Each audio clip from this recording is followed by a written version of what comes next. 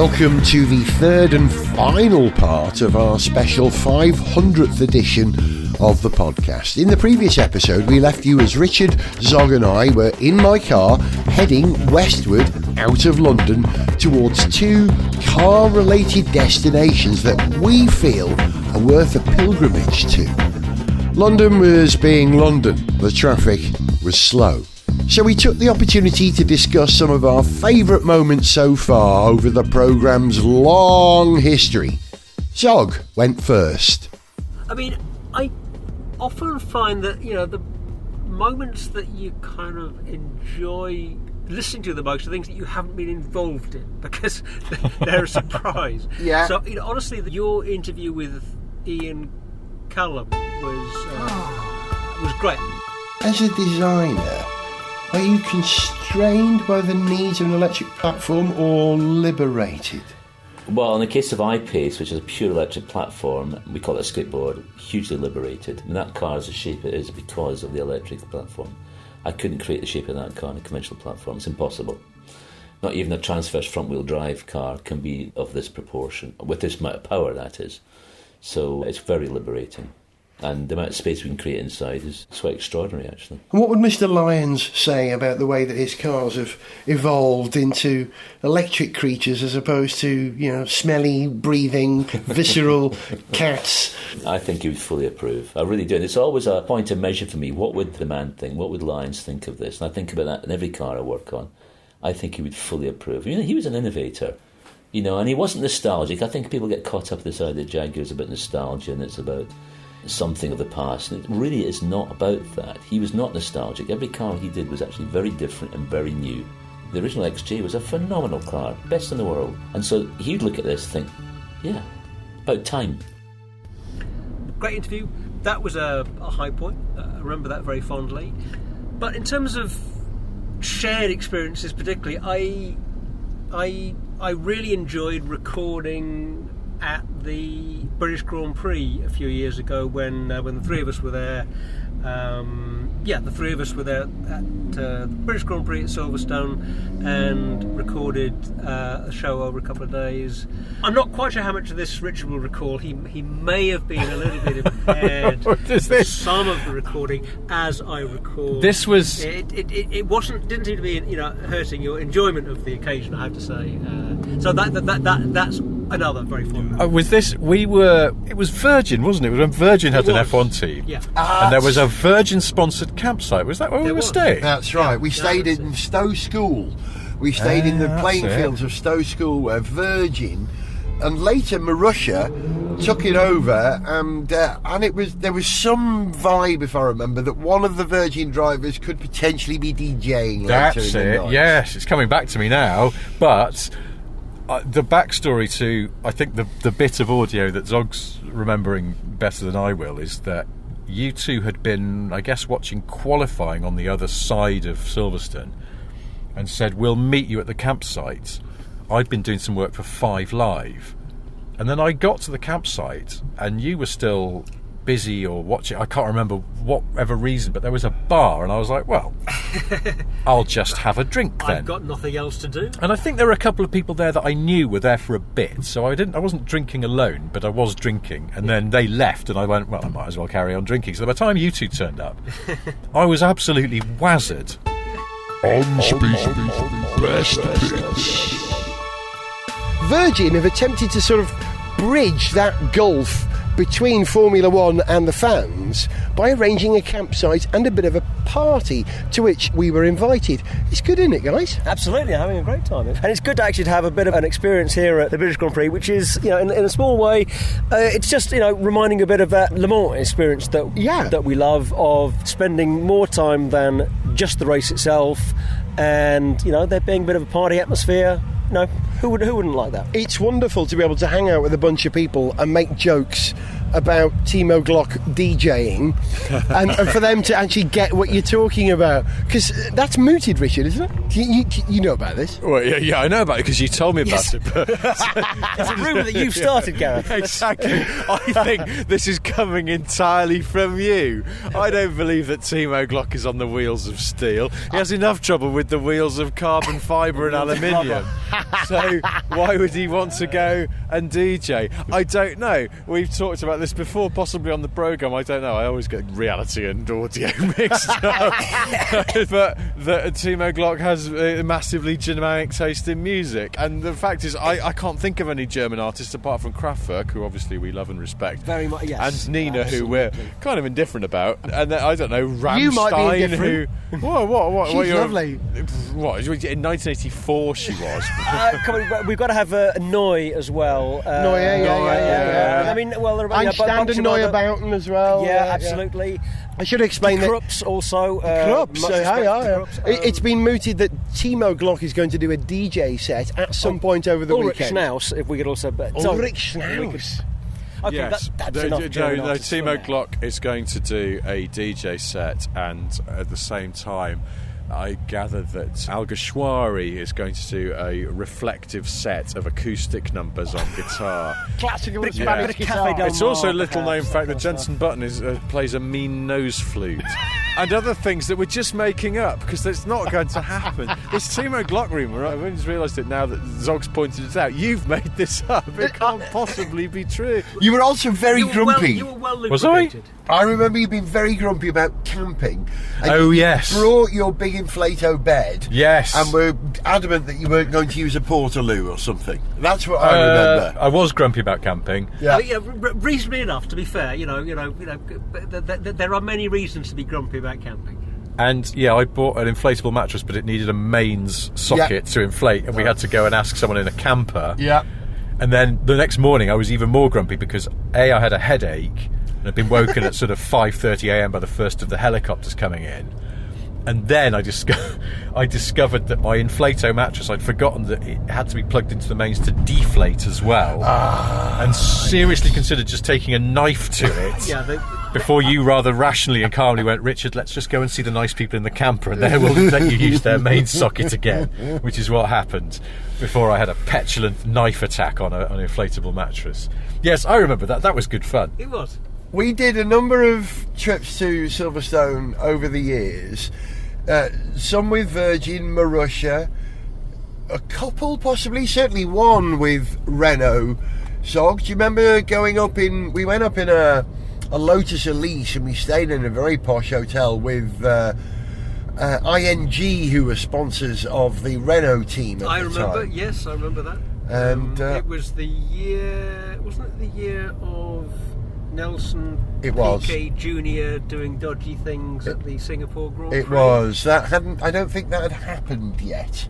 I think that was about to happen, but it was certainly in his tenure alongside Alonso in the Renault, when it was a Renault. Gareth Jones on speed of a British Grand Prix! Great! To describe the place that we're in now, it really is a veritable oasis of greenery and finery and champagne and reasonably good music in the background actually as well. That's true. Well, yeah, I mean, we've got lovely grass underfoot here. And it's not soggy. We're being force-fed strawberries at every opportunity. That is it when seems- we're not eating melon or almonds or drinking champagne or free beer or the excellent espresso. Well, I have to say that was an excellent lunch that Renault supplied us with. Quite delicious. I don't think we should be rubbing this in. We should take a more journalistic approach. This is a flavour. We're giving a flavour of what it's like, and we had a very good lunch. There's no avoiding it.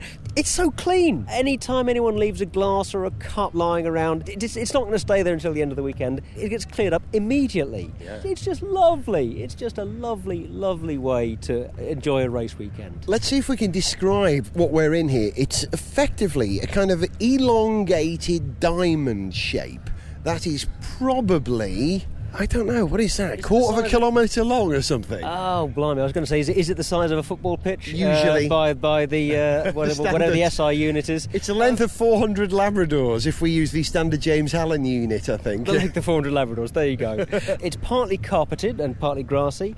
Where Nice it's carpeted, it's also got really good drainage as well. So if it does chuck it down this weekend, which it could conceivably do, although it's been really, really nice up to now, I don't think this carpet's going to get soggy. I think it'll drain away. They've thought of everything, haven't they? I think you're probably right. And we're sitting on some very comfy little mini leather sofas, which are scattered around the grass. You said a nice thing about the furniture earlier on here, that the furniture here is better than the furniture, not in your home or my home, but most people's homes. It's true, yeah. No, there's lovely white leather sofas in the little tent in the middle there, the little marquee.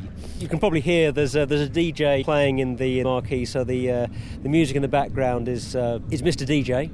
And it's kicking, actually. It's quite cool. I'm quite enjoying the tunes. The way they've got this place laid out, they have, along the four sides of the diamond, you have each of the teams, all the sponsors, own, for want of a better word, restaurant. I mean, to call them marquees is doing them down. They've got hardwood floors, stainless steel, highly polished frames, monitors, giant plasma screens absolutely everywhere, staff who, like Zog says, clear up after you and bring you drinks constantly. But in the centre of the diamond is what they call the Paddock Club Entertainment Lounge, I think they call it, don't they? Which is where the DJ is, more plasma screens, a central bar, some video games which you can sit in simulators of Formula One cars. Yeah, I was going to say, you say video game, but there's a proper race car tub there with a video screen just in front of the cockpit, so you can sit in a real cockpit and pretend you're actually out there on the circuit. Of course, everyone's driving around Silverstone, probably getting quite competitive about it. On speed, best bits. I remember going to Silverstone in the winter to do some stuff at testing as well, and that promoted a line in a song that I wrote for On Speed, the Silverstone Summer. There's a line in there which says, testing at Silverstone can be testing. Oh. It was so cold. Silverstone in the winter, it's a bleak place. Silverstone in the summer's a bleak place. It's true. I was thinking about other stuff that from the archives that I enjoyed doing or I would enjoy listening back to, and I was thinking about some of those sort of late nights of suddenly having an idea for a sketch or a little bit of music or something. And do you remember there was the context, I suppose, was that Jenson Button hadn't really been winning anything, and we came up with on the spot this short little song that maybe was the sort of prelude to a sketch. I can't really remember the tune, but it went, Jenson, your car is not competitive. Definitely. Hey, I'm Jenson Button and you're listening to Gareth Jones on Speed, definitely. I feel a bit sick. My car's not quick. I wish I was driving for Frank. At least I'd have more cash in the bank. F1 is becoming a pain. It's ages since I sprayed champagne. It's no fun walking back to the pit, but it's less fun racing in a pile of Jenson, your car isn't competitive. Definitely. Jenson, your excuses are repetitive. Definitely. You split up with Louise, that was weird. Jenson, what the heck's going on with that beard? Your car is off the pace and we're getting bored. Frankly, you'd be faster in a Honda Accord. Definitely. And so it went on, and then I think that show went out, and the next weekend or something, the bastard went and won a race, and we went, oh no! And we had to rewrite the song. Rewrote the song, so it was Jenson, your car is now competitive. Yeah. Definitely. Yeah. That's it. It was, I'm on top of the world. I'm literally covered in girls. That's it. That's it. That was that was the re-recorded version. I can't remember what the original one was, but.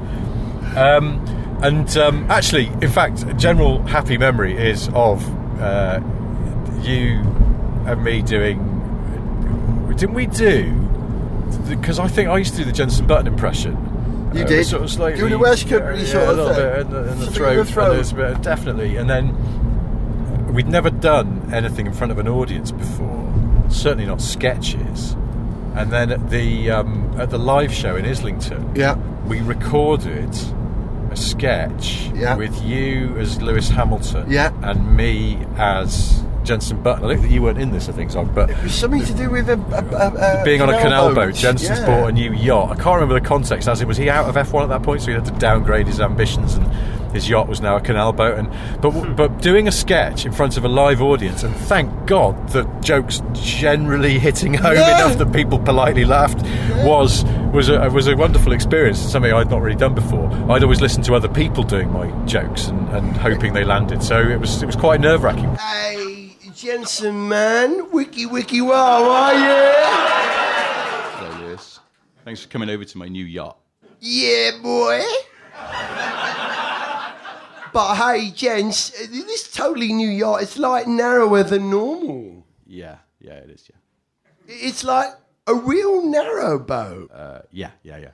And this isn't Monte Carlo, is it? No, it's the Shropshire Union. Times are hard, mate. What can I tell you? Well, Jensen, man, I envy you, brother. Wiki wah wah. What? You envy me? For what? You got the girls, you got the cars. I'm separated and my company car is a Honda Jazz. Yeah! Totally. I saw it outside, man, like 1 to the 2. Oh, it's a 1.3, actually. See, the thing is, Jensen, boy, you got something I ain't got. Well, like one of those windy things you use to open canal locks. Nah, man. Is an ornately painted watering can on the roof of your yacht. No, boy. Is it a bearded Spanish man in the room at the front of your yacht who won't stop sobbing?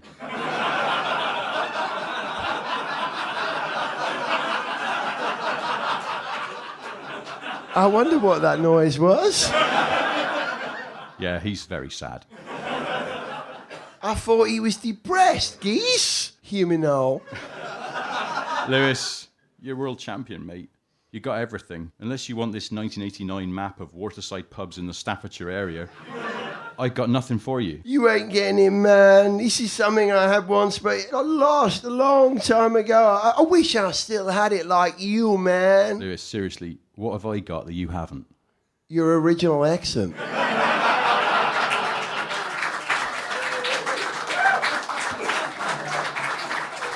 Oh, yeah. Shall I put the kettle on? Yeah, boy, wicked. Maybe I could make us a couple of sandwiches using this very cheap sliced white bread. Hashtag sunbless.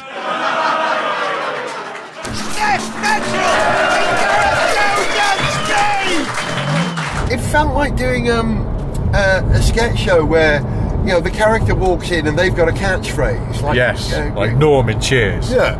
And I seem to remember there was something like the conversation went, "Oh, hello, Lewis Hamilton." And I went, "Yeah, boy," or something like that. The room got it straight away, which was great. But so I thought about that, and also, and you know, this takes on a sad tinge now. But when Michael Schumacher was still, you know, in F1, I think at this point, and we did a whole little jingle as a prelude to a sort of At Home with the Schumacher sketch. Did, yes. Which I remember it sort of being like 2 a.m, and we were all singing along to get this kind of German Oompa effect of some sort, which... and I can't remember the words to that, but Schumacher was sort of the gist of it, and things like that. But these are all side things. I was thinking, you know, right back, and what I was thinking about was actually before I started doing On Speed, and you'd, I think, message me, and then you'd come into the old White City building and into the Top Gear office. Yeah. To come and say hi. Yeah. Because you like Sniff Petrol. Yeah. I had a meeting with Top Gear about something. They were looking for presenters, and I was working at White City on a BBC programme at the time, another BBC programme, and I got invited to go and meet the producer at the time.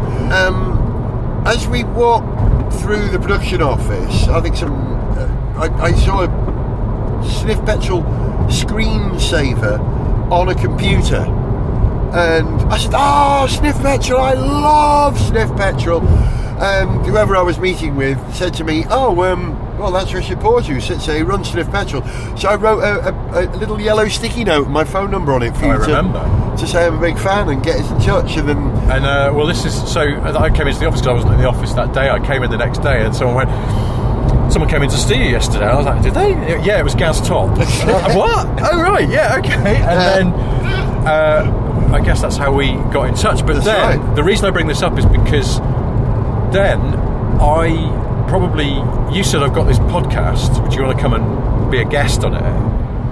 And I think I listened to the show and I heard the bit of music that you composed, Zog, out of noises from your Porsche. For the Le Mans, yeah, it's good. It's called Techno Park, that piece of music, isn't it? Right, yeah, well remembered.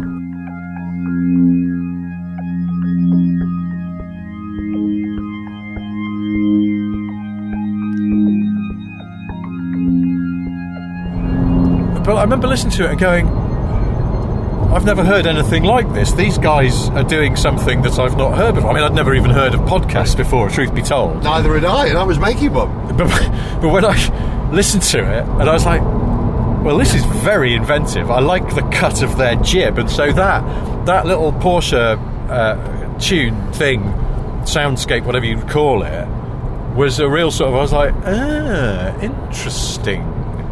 So that for me was way back from the archives, little moment from the podcast. That piqued your interest. That's what it did. It piqued my interest. Well, you joined us at episode 3 as a guest, but by episode 4 you were part of the team. Was that? Yeah, you see, I couldn't have told you that. Yeah, and that was 2005, I believe.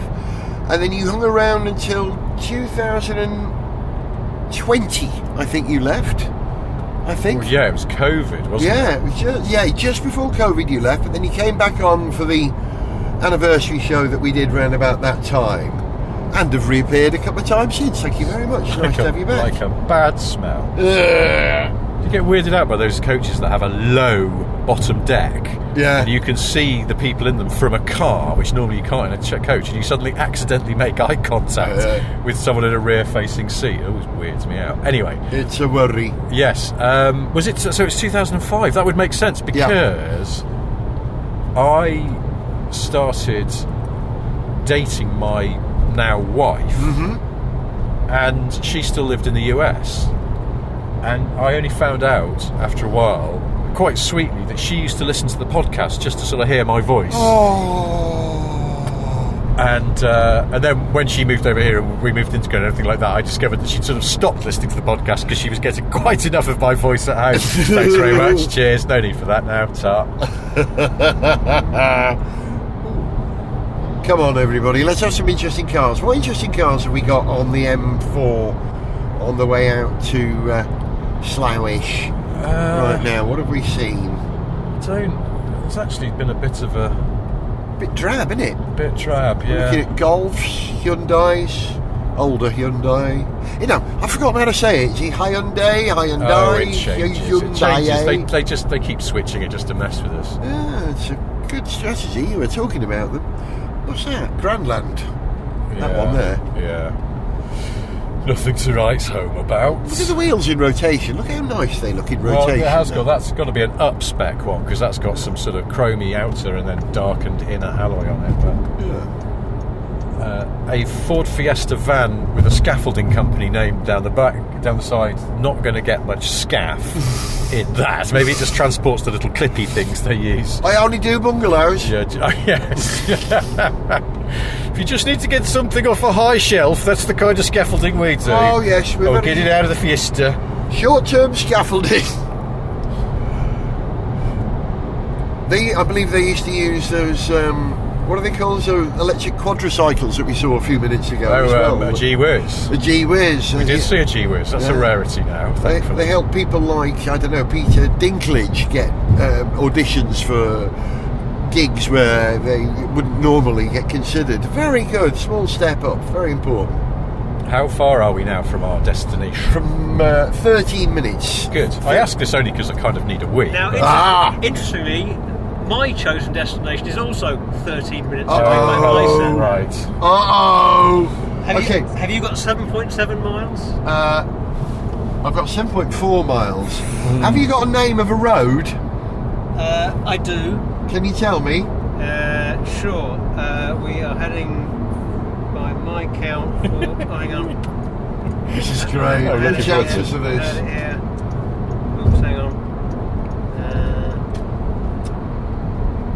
Banbury Avenue. Okay, that's not where I'm Oh. going. No? So, Okay. Oh, so now. I want you to navigate me to Banbury Avenue first, and then we'll finish at my place. Okay, we're heading for 714 Banbury Avenue. Okay. And we want to proceed along the M4 until junction 6. Then we are taking the exit Just for Slough Central and Windsor. Roger that. Junction 6. Now, Richard, how bursting are you? Do we need Oh to no, do- we're not at DEFCON wet patch yet. DEFCON wet patch. We're okay. I'm just flagging it because if you went, we're at least 2 hours away, Yeah. I'd have to say no. Yeah. We need to make a pit stop. But no, that's Get over the okay. sky. It's so oppressive, isn't it? Now, again, this is the most boring bit of my building trivia yet. That building there we're passing just off the M4 was Hotel, the airport hotel. No, I don't think it is. I think it's an office. Well, it is an office. It certainly was an office because that is, I think, where Honda UK moved when they moved out of Power Road in Chiswick. I don't know where they've gone now. Hey, where has Honda gone now? Right, only Well, people over 50 buy Hondas, don't they? It's a good question. Just yes. And funny, it was one of the things when my wife moved over here from the US, she was sort of slightly confused that more people we know didn't own Hondas because she was like, everyone in the US has had a Honda at some point Yeah. in their life. Yeah. A lot of people's first car was a Civic, and a lot of people then have moved up Accord and then they'll maybe treat themselves to an Acura, but like her sister did, for example, and she was an Acura loyalist for years, and she was just like, where are the Hondas here? Like, well, they're just sort of although look, there's a Civic, there's a spaceship Civic we're just coming up on now, so Yeah. proves I'm talking On its shit way back some to degree. Swindon, that was one of the 3,000 people who work there are now unemployed and can't Homing afford like a to homing change their car pigeon, yeah. from 2019. You get that thing where areas are loyal to the cars that are made there. So Yeah. you always got a lot of Austins and then MGs and Rovers in later days in Birmingham. A lot of Nissans in the northeast, Toyotas around Derby, and it is noticeable, I think, because I'm not that far from Swindon and from the sort of greater Wiltshire area. Look at all those birds. Geese, swans. What the bloody geese. hell are they? Geese. Geese, very low flying, huge number of geese. A cloud of geese. You do notice a lot of Hondas around the sort of greater Swindon area. Still, people with the residual loyalty / bought one on a staff discount. Yeah, exactly. Or friends and family discount, I imagine, applied. Certainly did with other car companies. Hey, but how are you enjoying the soft French suspension of my car? It's very comfortable. I can say the greatest compliment I can pay you is that I haven't noticed the ride, or rather, I haven't noticed any bumps. And we've just driven through central and outer London, where the roads are generally quite cack. Yeah, this is very floaty, this car, very comfy. I'm also admiring the fact you've got the sort of effectively a bench front seat. Yeah, that's right. This armrest folds up out of the way. There's a little bit of leather that connects. Extra 1.5 width. Yeah. Oh, it's a separate thing. I thought, okay. Two fat people could share this, but you couldn't put someone sitting there because their feet would get in the way of the pedals, unfortunately. Okay, I think we're going to want the next exit. Oh, right, okay. Exit 6. Stand by, let me get past this. Oh, hang on. Right, it's a lane call. We're good. We're good. We're good. We're good. And then at the roundabout, we're going to be going right. Roger that. Directions, for Slough Central and Windsor. What are the chances of Zog and I both choosing somewhere Sloughish? That makes no sense whatsoever. Should we explain for listeners overseas, perhaps, that Slough is a town on the outskirts of London, essentially, isn't it? It's sort of, I would say, a medium-sized town sometimes the butt of jokes for sort of just being a very ordinary commuter town / a place where companies have their headquarters if they don't want to spring for the full-on London HQ. And it's on the M4 motorway, which is the major artery out of London to the west. It's where the UK version of The Office was set, and perfectly so. It's that kind of town where there's a lot of offices for medium-sized companies doing necessary but not glamorous work, I would say. Is that unfair? There's a sign for the Slough Trading Estate, and in many ways Slough is summed up by its trading estates. Yeah, I think that's... And my chosen destination is or was on an industrial estate. Of course it was. Whether it's still an industrial estate, I'm not sure. I guess we're going to find out. How exciting! Okay, in 900 feet, 800 feet, you want to turn onto the A355. You're on the right. You're in the right lane. Right. It goes both ways, left or right. Left. You're left. left. Beg your pardon. Sorry, I'll shut up. No. I saw the A355 sign over there. Left. So kind of this is the bearing left rather than veering left. Now I don't know Fiat. I don't think Fiat's still based here because of Stellantis, but this is where Ferrari UK has its headquarters. Ironically, not far off the A355. And in fact, Ferrari UK is based on a trading estate. I'm starting to think all of Slough is a trading estate. I think a fair bit of it is or was trading estate. Okay, so we're proceeding along this road, which is Chippenham Road, for another mile and a half, and then we're at Banbury Avenue, our destination. So keep going for a mile Is and a Banbury half. Avenue on the left or the right? It will be on the left. On the left, thank you. Okay, so sorry not to labour this, but here are a few more Slough facts or Slough facts. Yeah, I can give you one. Famous people from Slough. Gary Newman. Oh, Cars. Haven't got down to him yet. I've got Tracy Ullman. Oh yes, that's right. Yeah, she's also a Sloughist. This says Jimmy Cars from Slough. I didn't know that. And Billy Smart, the circusman. Really? So it says. Wow. Oh, and hey, Jerry Anderson of Thunderbirds fame. Fantastic. Is he from Slough? Well, now, was Thunderbirds not made in an industrial unit on a trading estate in Slough? Because when they finished that show, they chucked all the puppets and shit into a skip outside a industrial unit, I think. Is that the story? Yeah, lots of things were thrown away and lots of stuff was harvested. Most of it was utterly destroyed.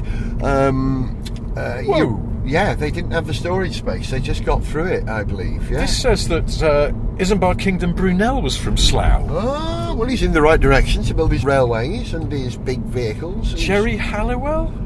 Born here? Really? I thought she was from Watford. Gary Newman, born 1958. Yeah. Did you know that Gary Newman is actually older than Gary Oldman? By 7 days. He's 7 days younger than Gary Oldman. This is the world turned upside down. Speaking of Gary Oldman, I have to mention I saw a Gary Oldman thriller a couple of weeks ago that was so much worse than you would ever think a film with Gary Oldman in could be. Yeah.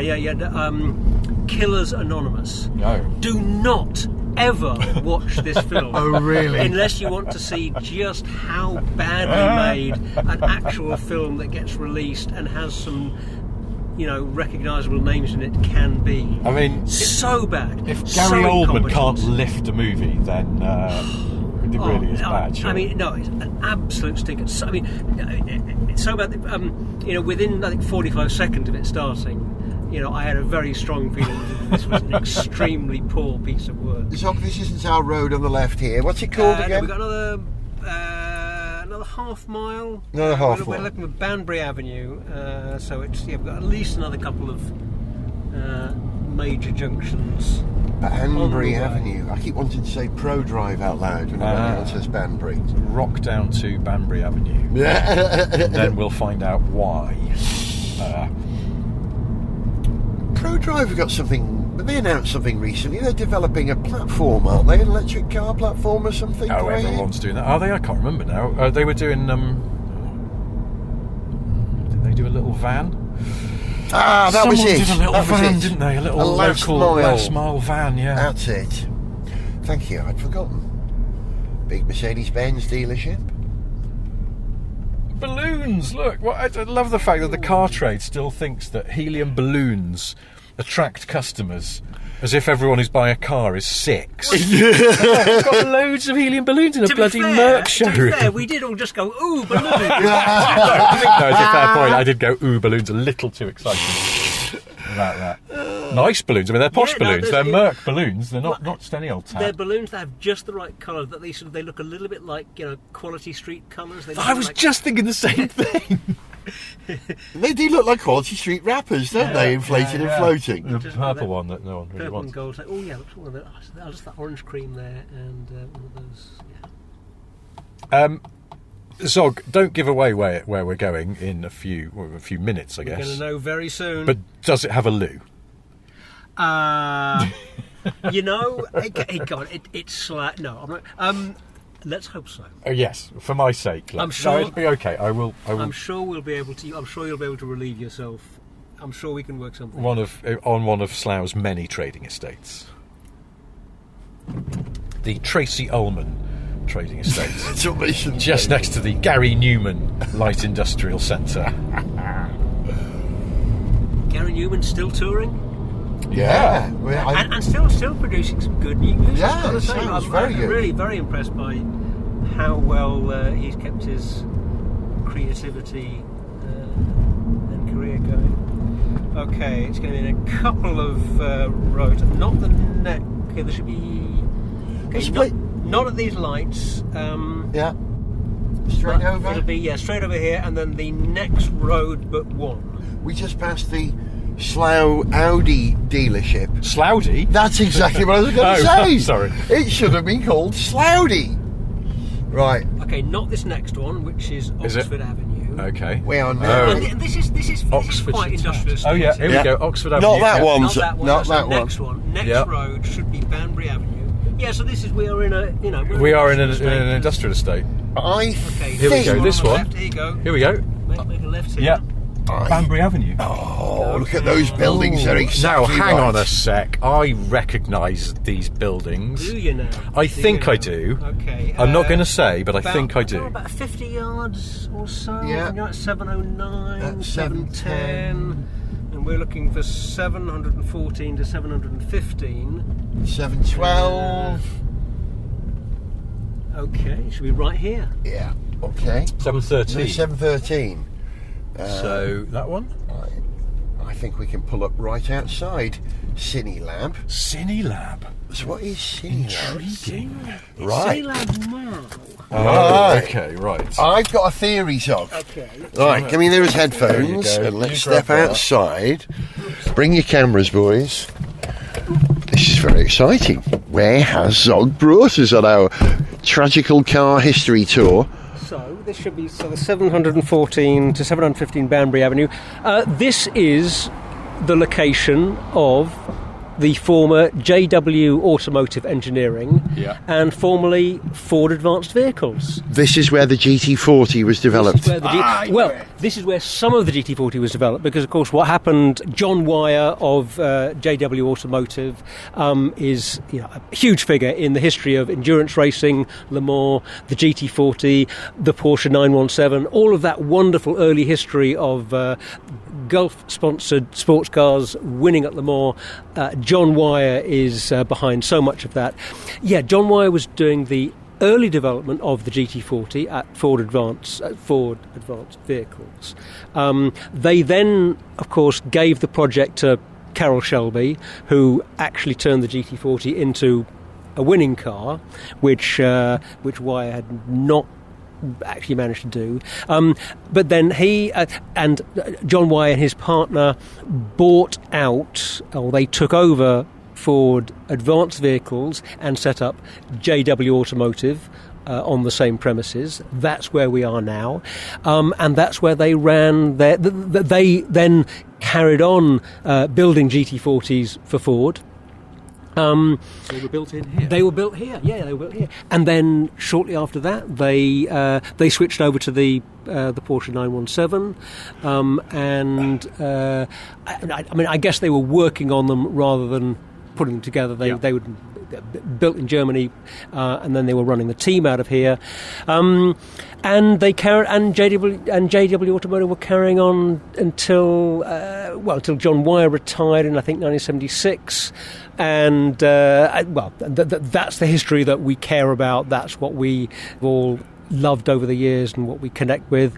So yeah, we are right here at where a significant bit of endurance sports car history was written. How is it possible that one of arguably the coolest cars ever to exist was born on a trading estate in Slough? Because I think that it's often true to say that significant things happen in insignificant places. And this is a very, very innocuous building on a trading estate, now dwarfed by a big warehouse.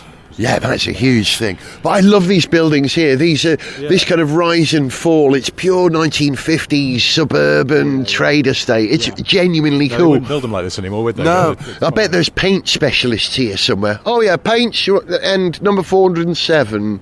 Yeah. If you need a very specific bit for your boiler, because your boiler is quite old, it's probably places like this there'll be a company that has it. Here in Slough. Yeah, and no matter where you live in the world, it will be here in Slough. Now, Cinelab. The UK's only full-service film laboratory and digital dailies facility. Wow, the UK's only. Only digital dailies. Within reach of Shepperton here, I suppose, aren't we? Well, I suppose. Yeah, I suppose. Not many people are shooting on film anymore. Yeah. Yeah. Who does shoot on film these days? Christopher Nolan. And he's about the only one, isn't he?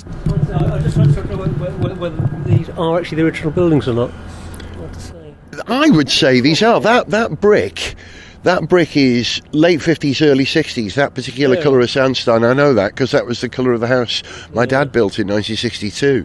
And, all bricks of that period and window sizes were kind of fairly standard. I bet these are the original buildings. Roof looks period, doesn't it? Home of the GT40. Zog, you've made it for me. That's great. Well, I'm glad that we hadn't picked the same one. Yeah. What are the chances of that? One thing, JW Automotive, although it was John Wyer's firm, the JW doesn't actually stand for John Wyer. It's the W was for his partner, I believe, was something like John Wilmont or Willamont. I'd always assumed that JW was for John Wyer, of course. Well, you would, wouldn't you? He's the name that you associate with the team. He's the, he's the one guy you read about. But the JW was for his partner, not him. You found somewhere with a convenient lavatory, I hear. I Richard. did, yes. Yeah, very convenient.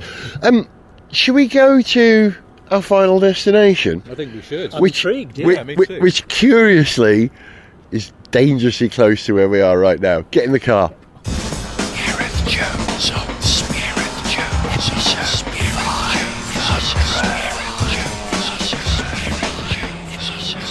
Right then.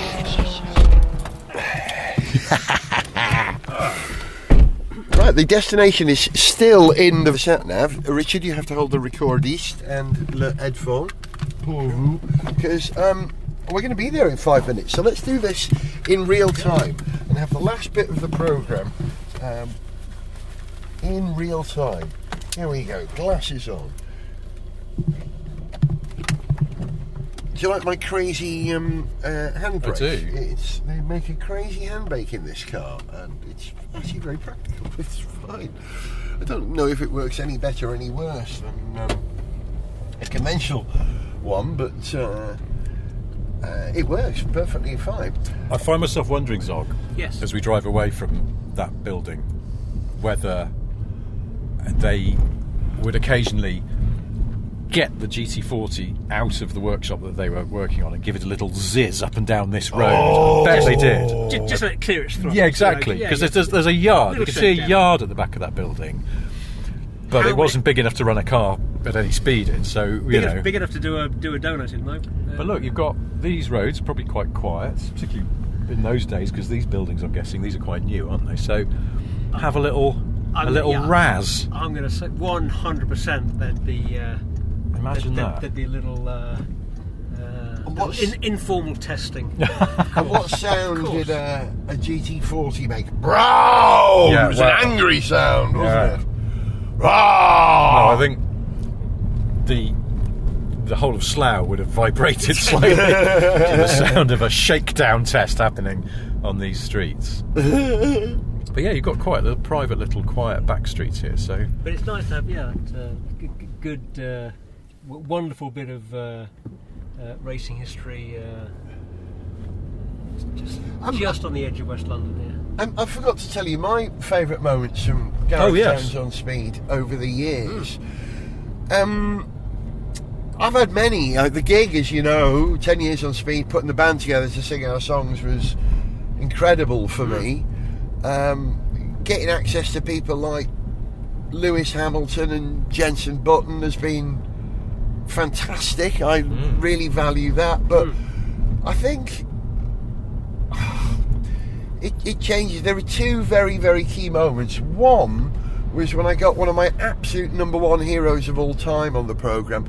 I had Don Powell from Slade on the show, and he told me the story of his terrible car crash during Slade's peak in the 70s. I've got to talk about the Bentley. Yeah. Because as a Slade fan, many people who aren't Slade fans will know what a dreadful situation you found yourself in July 73. Yeah, July 4th. American Independence Day, 73. Where you survived a fatal accident that killed Angie. My girlfriend at the time, Near Wolverhampton on the M6. It was on the Compton Road. It was from the centre of Wolverhampton, and it was the road towards where I lived in Wolverhampton. I lived on the outskirts of Wolverhampton, had an apartment there. On the Compton Road was the road from the centre of Wolverhampton to where my apartment was. Yeah. How did that change your attitude to driving at that point? It didn't actually. I was surprised because also the surgeon who was looking after me at the time, it was him as well who said, you've got to get back to playing drums. He says, and you've got to get back to driving. Is that right? He said, otherwise you never will. Right. You know, I must tell you guys, the last thing I felt like doing was playing drums. Oh, really? But it was the best advice I've ever had. Because you couldn't even remember how the song started. I couldn't remember the songs, but they used to carry me on stage and put me on my drums and carry me off when we finished. But they used to play these tricks, so when we finished, they always used to leave me there.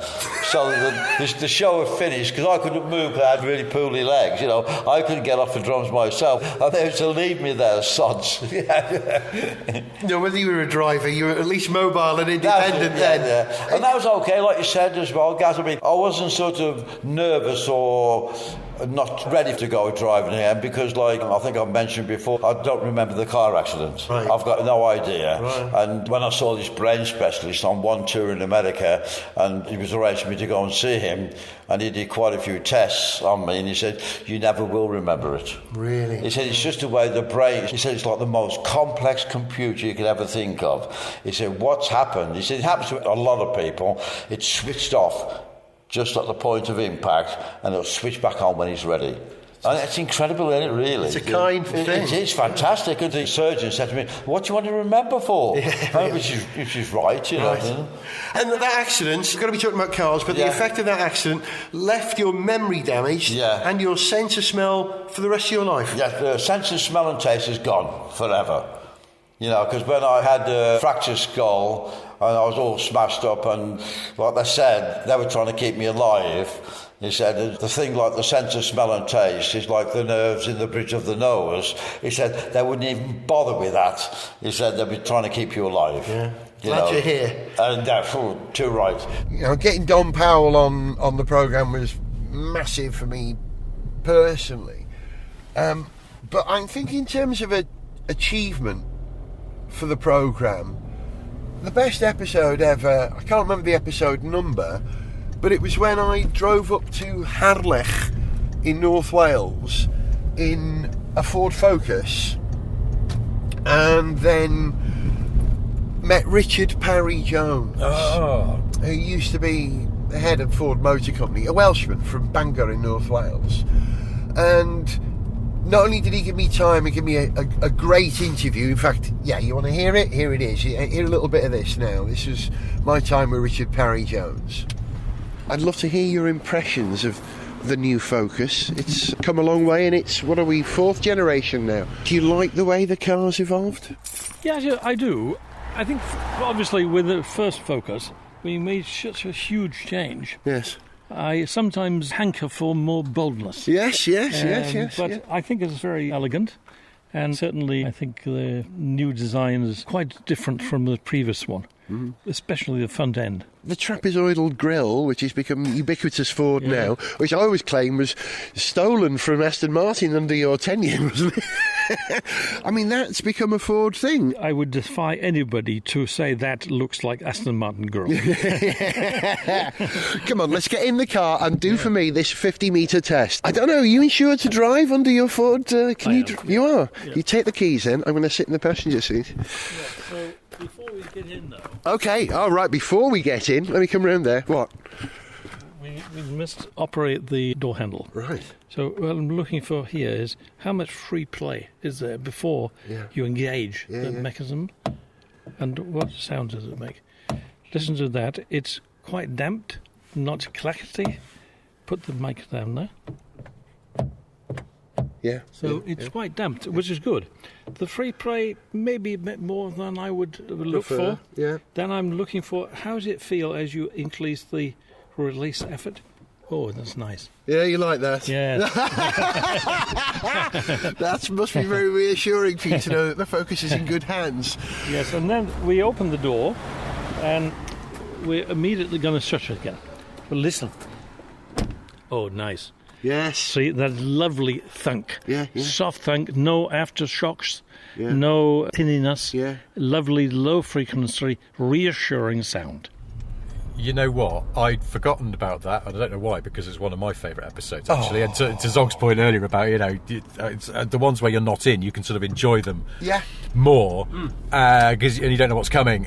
But yeah, he was fab. I was on the Mondeo launch and spent some time with Richard Barry-Jones years ago, and he was great, and it was really good to sort of hear him on the show, being equally fascinating about cars and how they're developed and all the rest of it. So confident, so knowledgeable, nice man. Changed the Ford Motor Company.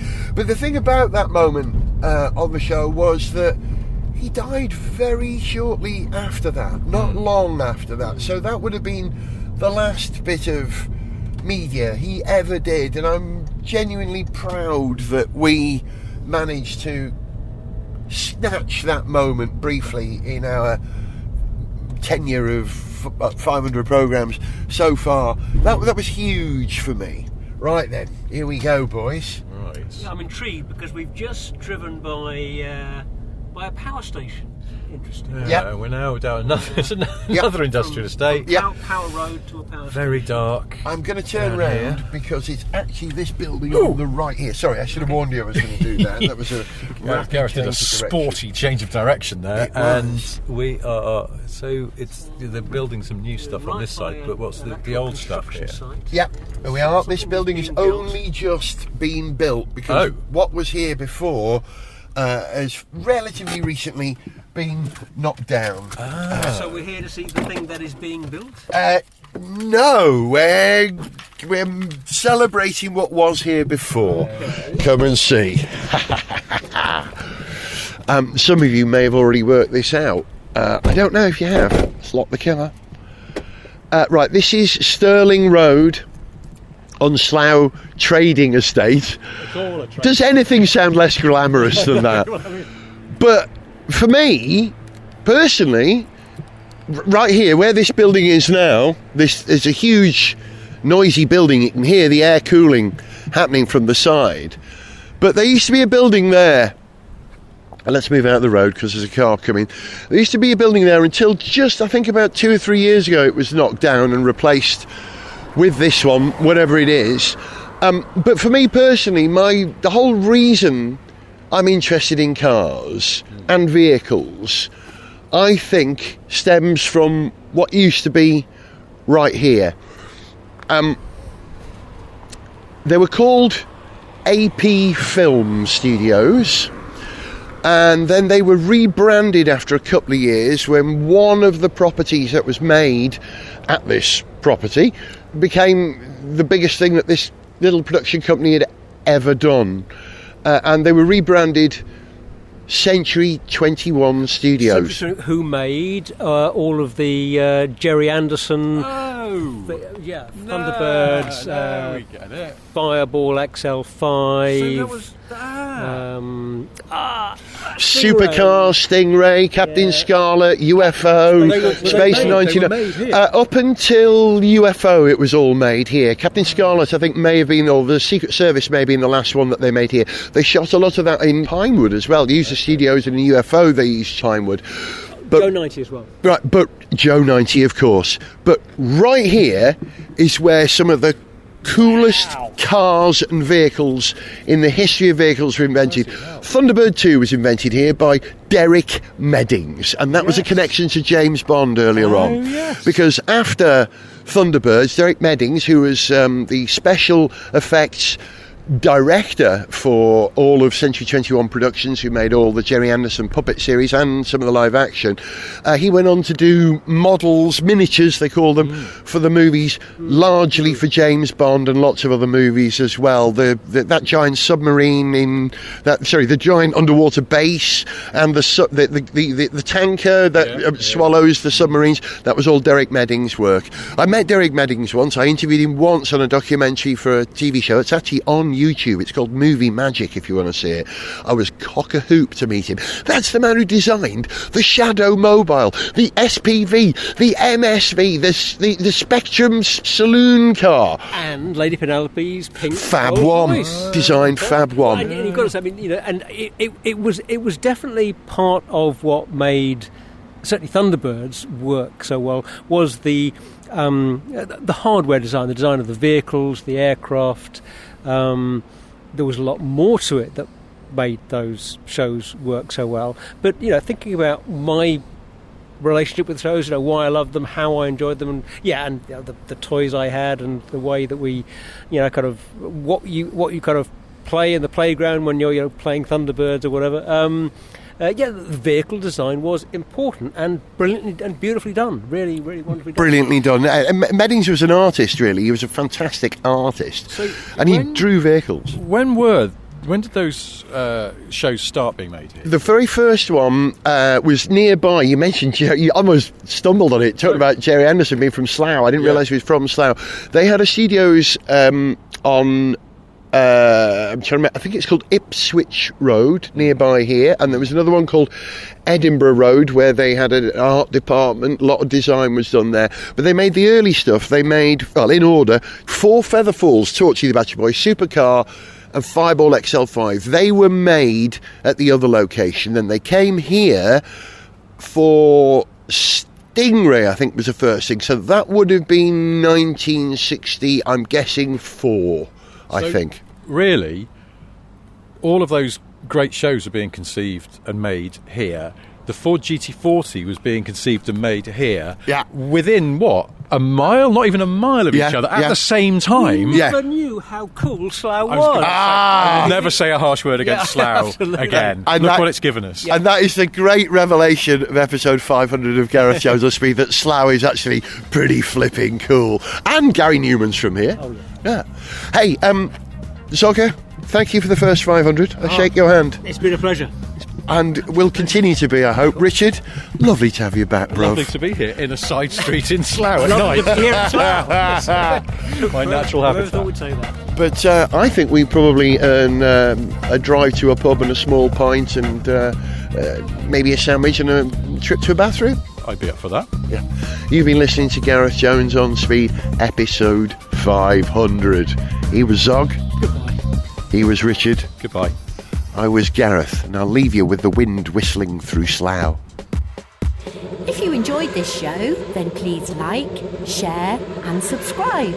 For information on how to contact the show, see pictures, read song lyrics, follow us on social media, or to sponsor this podcast, go to garethjones.tv. Gareth Jones on Speed is made in Wales by Whiz Bang. Gareth Jones on Speed, episode 500! Wow!